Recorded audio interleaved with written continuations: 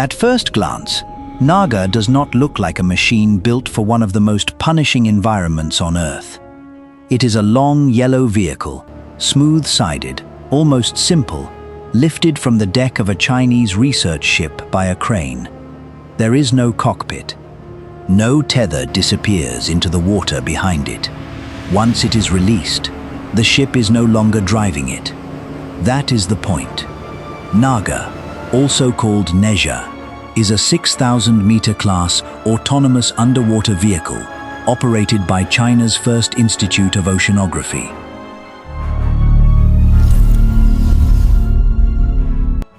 In 2023, the Institute reported that the vehicle had completed a 20-day sea trial voyage and been recovered safely aboard the research vessel Xiangyanghong 01. By 2024, it was being used in survey work at the Haima cold-seep ecosystem. But those facts hide the real engineering problem. At 6,000 meters, seawater pressure is close to 600 atmospheres. Satellite navigation does not reach the vehicle once it disappears beneath the surface. Direct radio communication becomes impractical. And because an AUV is untethered, there is no shipboard power cable waiting to rescue a weak battery, or a human pilot continuously correcting every mistake. So the manufacturing question is not simply how to build a robot that can dive deep. It is how to package pressure survival, propulsion, energy, navigation, sensing, autonomy, and recovery into one machine that can leave the ship, work alone in darkness, and come back. And there are three parts of that problem that matter more than they first appear. What the ocean does to the structure, how the machine knows where it is without GPS, and why endurance can become as important as depth. The first problem begins before NAGA is recognizable as a vehicle at all. A deep-sea AUV is not just a streamlined shell.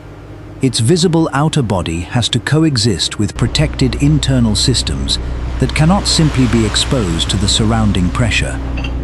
At 6,000 meters, the water outside is pressing inward at roughly 596 times normal atmospheric pressure.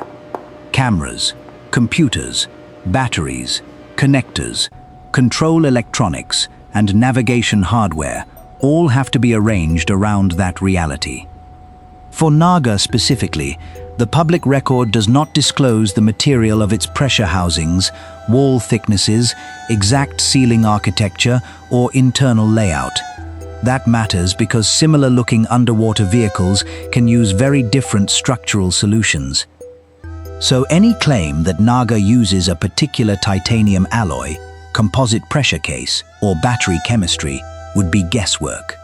What can be established is the design constraint itself.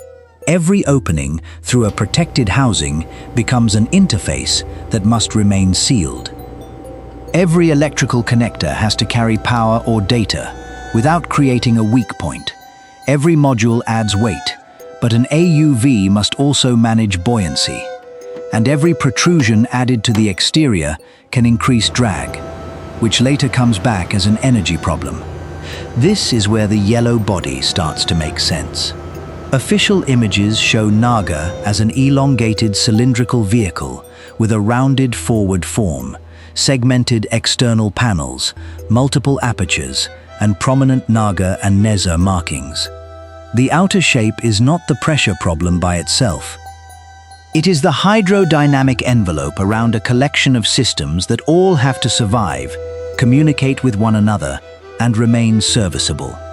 That creates the second manufacturing challenge, turning protected modules into a vehicle that can actually move efficiently. An AUV has to carry its energy with it. There is no extension cord to the ship. Any extra drag has to be paid for by propulsion power. And every watt spent pushing water is a watt that cannot be used later for sensors, computers, communication, or a longer mission. A 2025 technical paper lists NAGA with endurance improved to about 42 hours at 2 knots. That number is useful because it reveals a trade-off that exists inside almost every long-duration underwater robot. Speed is not free. Push a vehicle faster, and hydrodynamic resistance rises.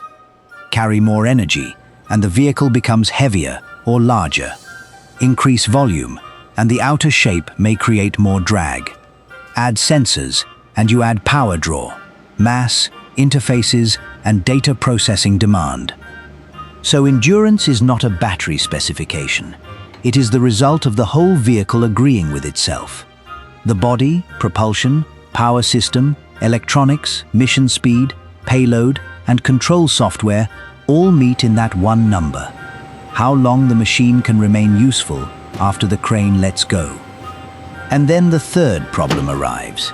At the surface, a vehicle can establish its position using satellite navigation. Underwater, it cannot simply keep listening to GPS. Seawater blocks the radio frequency signals. That means an autonomous vehicle has to estimate its movement using onboard navigation systems, and depending on the mission, it can also use acoustic references to correct that estimate. This sounds like a software problem. It is also a manufacturing and integration problem. Navigation only works if the sensors agree physically as well as mathematically. Their mounting orientation matters. Timing matters. Calibration matters. Vibration matters.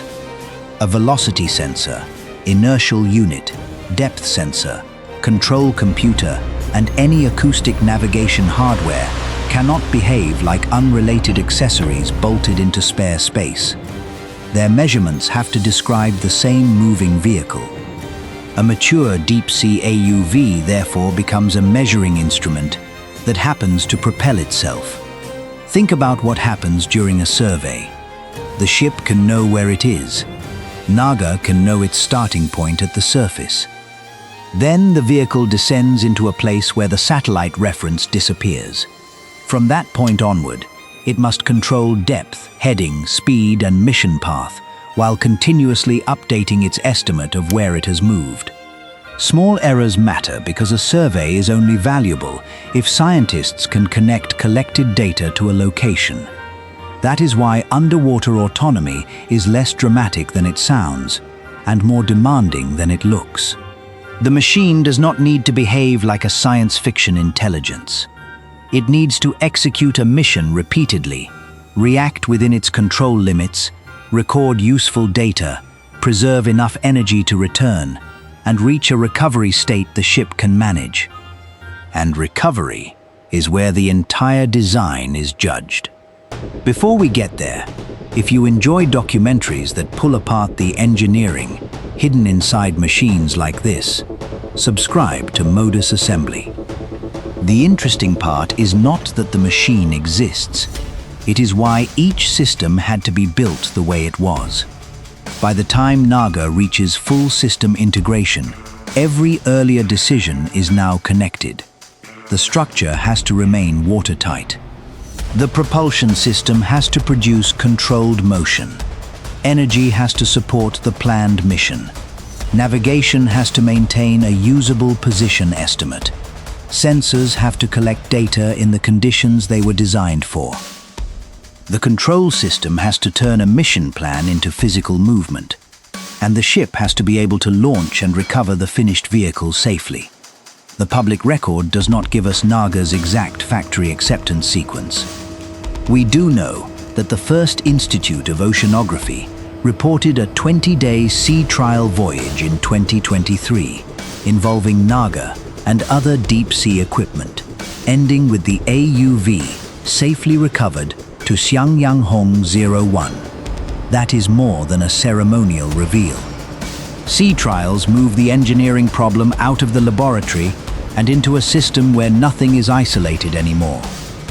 The vehicle is interacting with waves at launch, the water column during descent, currents during the mission, acoustic conditions, the seafloor environment, and finally, the moving geometry of a ship during recovery. A machine can pass individual component checks and still fail as a vehicle. A seal can be perfect while a sensor is misaligned. A navigation system can work while energy consumption is higher than expected. Propulsion can be reliable while the recovery procedure is awkward. A survey payload can collect excellent data while the vehicle's position estimate is not precise enough to make that data useful. The sea trial is where these separate successes have to become one success. And NAGA appears to have moved beyond that phase. In 2024, the first Institute of Oceanography said its team used the domestically sourced Pioneer ROV and NAGA AUV to investigate the Haima cold-seep ecosystem.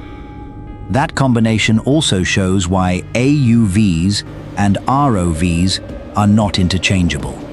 An ROV remains connected to its ship and can support direct human control and intervention. An AUV trades that continuous tether for independent movement. The payoff is freedom from a cable and the ability to run pre-planned surveys efficiently. The cost is that the vehicle has to carry more of the decision-making, navigation, energy management, and mission discipline on board. That is the hidden logic behind NAGA. Its 6,000-meter rating gets attention because depth is easy to understand. But depth alone does not make an effective AUV.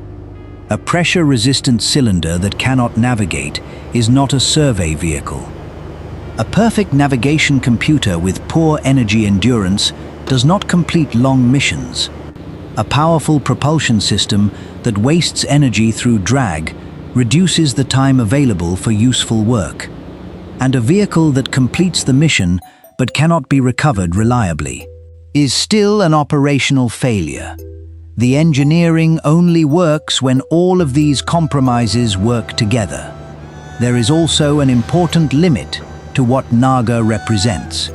Public evidence identifies it as an oceanographic research AUV. It should not be described as a confirmed Chinese naval vehicle, an anti-submarine platform, a mine warfare system, or a weapon. Deep-water autonomy, seabed sensing, navigation, energy management, and pressure-resistant engineering are clearly dual-use technologies. But dual-use potential is not the same thing as documented military service. That distinction actually makes the industrial story more interesting. The same class of engineering problems appears wherever humans want machines to operate far from direct control. Scientific mapping, subsea infrastructure inspection, resource surveys, search missions, environmental observation, and defense applications. The strategic capability is not one secret payload. It is the ability to repeatedly design, integrate, deploy, support, and recover autonomous machines in difficult underwater environments.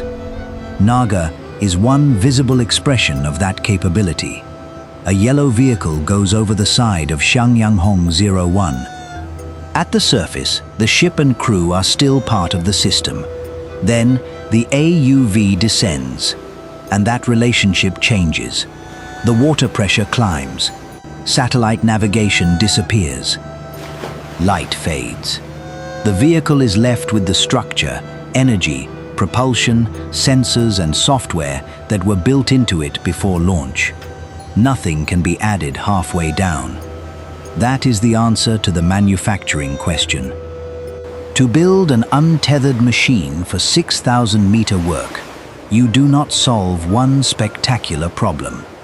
You solve a chain of ordinary-looking problems so completely that none of them becomes the reason the vehicle fails. Pressure housings that protect what must stay dry. An exterior that moves efficiently. Enough onboard energy for the mission. Propulsion that can control the vehicle. Navigation that can survive without GPS. Sensors that remain meaningful after integration. And recovery procedures that bring the machine home. The final proof is not the yellow shell sitting under factory lights. It is the moment the crane lifts that same vehicle back onto the deck, after the ocean has tested every assumption inside it. That is NAGA. Not simply a robot built to go deep, but a system built to leave the ship, work alone, and return. For more engineering stories built from the manufacturing floor outward, subscribe to Modus Assembly.